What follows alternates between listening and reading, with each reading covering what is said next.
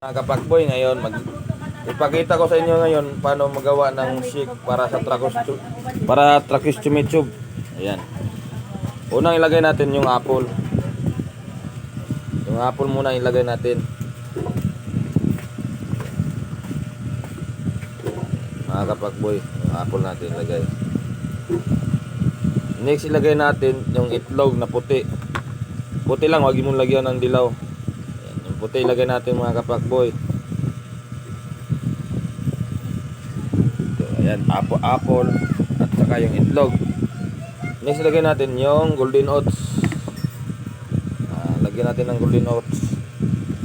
Ito pala yung niluto ko. Ako na recipe. Ayan.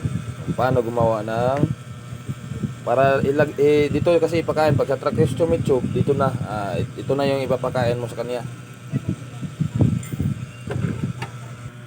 Gatas na adult 8 cup 8 na kuan lang kutsara 8 lang 1 2 3 4 5 6 7 8. Next step natin yung gulay, last to na ang gulay. Yung gulay ilagay natin yung gulay. Ito pala yung gulay.